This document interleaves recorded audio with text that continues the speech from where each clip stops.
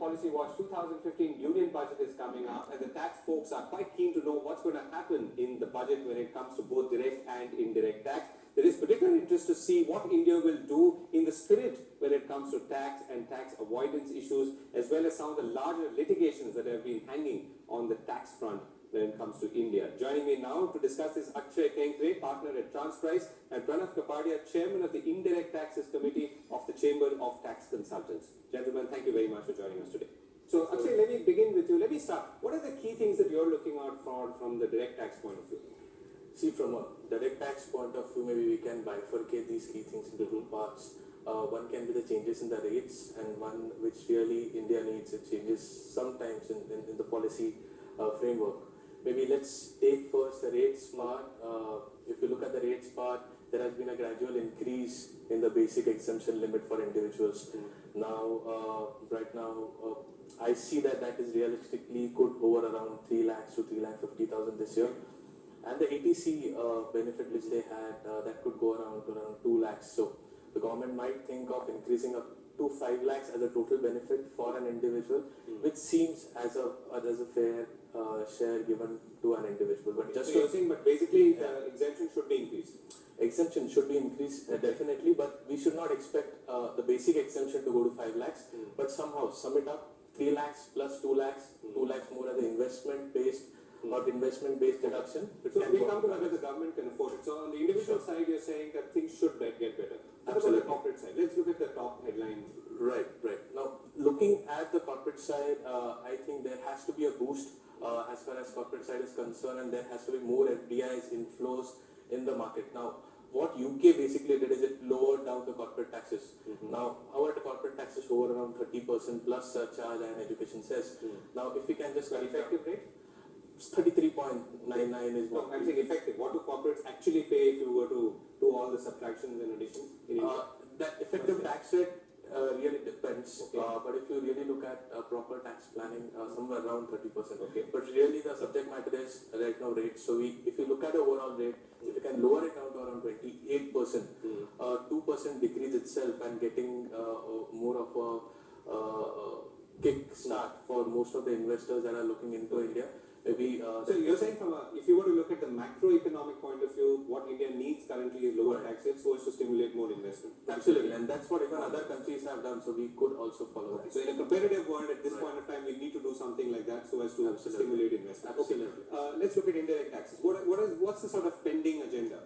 I'm assuming GST is the big one. GST is the main agenda, I think, and all the corporates and all the individuals are looking forward for GST. It's pending since a long time, and the integration of excise and VAT and service tax into GST is one big thing that every individual is looking forward, and that would possibly bring the simplification of taxes, the multiplication of taxes that is happening, the multiple factors, the multiple assessments that are happening. I think that is one place where that thing can be brought into place, and also a unified tax rate across India. I think that is the main factor that features. So we've been talking about GST for a while. So what can happen in the Union Budget 2015 that will sort of take this whole process forward, or should have? Well, I think first of all, the roadmap for GST needs to be declared. A white paper on GST can come, or maybe the draft rules can. We have already had a amendment of the Constitution, the proposed amendment of the Constitution that has come. But what we need is the draft rules, the draft GST Act that is going to formulate, and it should be placed in public domain. Let the comments and suggestions come from the public and the corporate sector at large. That these are the things, or these are the hindrances in the implementation of GST. I think, and that will be helpful if such announcement comes in the budget. Okay, so what's happening today because we don't have a GST? What's going wrong? Because if GST is not there, excise assessments are separate, excise is separate, VAT is separate, service tax is separate. Secondly, all interstate movements, the planning, the taking of forms from the persons to whom we have sold the goods, the branch stamps, the F forms, the C forms. I think the people are very much worried on the fact that because forms don't come from the purchaser, and it is the seller who is getting penalized. So one big thing that we are looking for, that this issuance of forms, this system of issuance of forms by the purchaser should be stopped under the GST, and this is what is expected. So GST is one key thing. What are the other indirect tax expectations, very broadly? I think the housing sector, which is levied with VAT and service tax. This is one sector, and in the infrastructure sector, it should be relieved of VAT and service tax levy, because roti kapda aur makan, as we say, makan is the basic necessity for an individual, and that for that levy of VAT and service tax both has been put up on the citizens of India, and I think that is one big thing which needs to be exempted. So housing sector. So okay, let me come back to you for other sectors. Akshay, very broadly again, are we in a position to afford it? So you said reduce interest, tax rates for for companies, increase the exemptions that the individual citizen gets. So that also means that the bill is going to go up. Sure. Right? Sure. Can we afford it? That's a very valid question, but what the government is really looking at this point of time is maybe to get that FDI in the market. Now, on one hand, we are talking of Make in India, but what is Make in India if we are not able to promote Make in India from a tax point of view?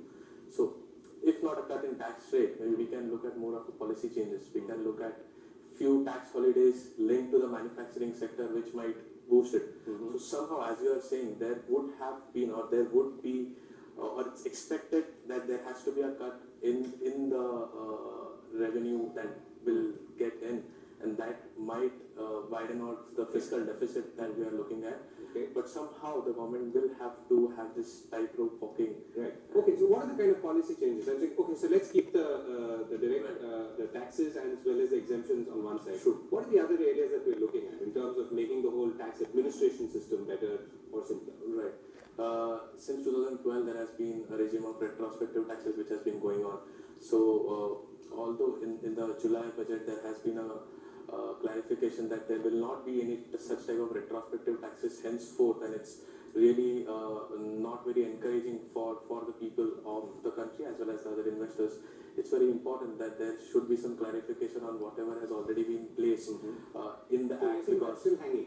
that is still hanging. I mean, if you look at few of the retrospective amendments which have happened, there has to be at least a guidance. You should not go back to 1961 for retrospective. I mean, that was showing a clear, maybe a frustration from the policymakers, saying that we have to go to 1961 to clarify our view, that we always meant it to be this way.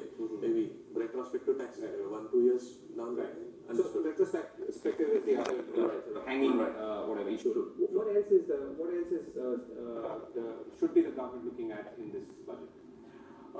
I think government should be really, as I said, boosting investments, and that could be done through various international agreements, maybe looking at the advanced pricing agreements in place, fastening it up. There has been more than 400 APAs clocked in after the APA regime has come in, and I think hardly few have come out. So they should start maybe processing the APAs and then building in the investors' confidence. That is very important for our viewers. Yes, APAs is advanced pricing agreements. Right. So before you get into a transaction, you can enter into an agreement with the government and fix up the prices, saying that what type of profitability they would make over maybe a period of 5 years. And now there is already a rollback also of APAs for the previous 4 financial years, but still rules on that are expected. So if we are coming out with such a type of initiative, maybe that should be closed very fast, and that active involvement from a government perspective needs to be. Right. So, and that also sort of leads to the whole transfer pricing issue, where India has 70% of the world's transfer pricing. That's correct. Litigation pending, you were saying earlier. Yeah, that's correct. Somehow transfer pricing as a subject has been looked up from a collection point of view, which I feel that it's an anti-avoidance law. It leads to double taxes, leads to a lot of litigation, leads to a lot of time of court that has been involved. So what I feel is we really need to, or the policymakers and administration really needs to look at transfer pricing as an anti-avoidance law and not a collection tool, that the year-on-year targets keep on increasing and there might be some unfair additions or the aggressive additions which have already been made. I don't say that all taxpayers are paying absolutely correct taxes, but surely there has to be again a balance on what type of aggressiveness pedal you really want to push it. Right. So I'm going to ask you 2 questions to close. Let me begin with you, Pranav. So there is a spirit and there is a law, right? From a spirit point of view, what are you expecting from this budget? And then we'll come to the law. I mean, in any case, there you've talked about GST and a couple of other things on service tax. Yeah. From a spirit point of view, I think the main emphasis I would like to put on is the taxation of goods and services. What is happening as of now is there are few services which which are deemed sales transactions as well as declared services. Now there is a dual taxation on them. Services are the service portion is being charged to service tax, the goods portion is being charged to VAT, but there is an overlapping amongst them, and most of the traders and contractors in such cases, they are hit by dual taxation, and it is ultimately Give me an example. I can give an example, say the software industry. Okay.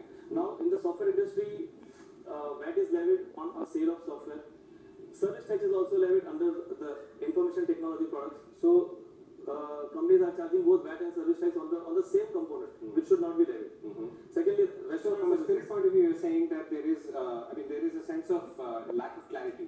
Lack of clarity is there, and such other points we can just add the restaurant services there, works contract services is there, leasing services are there, software services. In all these cases, I think I would like to make a suggestion to the government is this. Although these are points which are taken care of by the Constitution's 366(29)(a), but in the budget at least if they can bring out a point that on whatever transaction value VAT is being charged, on that value service tax should not be charged, and vice versa. So the state government as well as central government. The central government has to initiate this, and then all the state governments will have to follow it. I think that is one major factor which will free out much of the litigation and the cost factor to the individuals also. Okay. This thing, Akshay, last word quickly. What's the spirit? Maybe before getting into spirit, maybe two important points maybe from the investor's point of view are the general anti-avoidance rule, which are hanging there and which would come from 2016 if the budget says yes, which says that it still needs to be deferred. But then again, on one hand, you have an agenda to curtail black money, and on one side we are saying, okay, we'll postpone GAR. What the government could do is maybe they could look at giving a clear direction on how GAR needs to be implemented, even if it's 2017. That is very important. Just not to get that law incorporated and then left to maybe imaginations how it is getting implemented. So maybe in spirit, I would say implementation is a key, whichever law comes in. And India is looking at and cooperating with OECD on the base erosion and profit shifting. Now there are a lot of recommendations that the panel has given even in the G20 meetings, and there has been white papers on that, and there have been discussions. Now whatever discussions, India is a party to it, and India would take those recommendations in. Now we need to see in how they would be looking at, or how they would be incorporated in our direct tax or income tax act, because it needs a substantial reframework when something called as BEPS or base erosion and profit shifting needs to be looked into. So we could also get a few hints on what the government is looking at while dealing with maybe the issue of base erosion and profit shifting. Right. So that's to do with sort of harmonizing with global laws and in taxation. Sure. As a spirit or as a rule. Right. Okay. Absolutely. We've run out of time, gentlemen. Thank you very much. Well, that's all we have time for on Policy Watch this week. We'll be back next week, same time. Thanks for watching.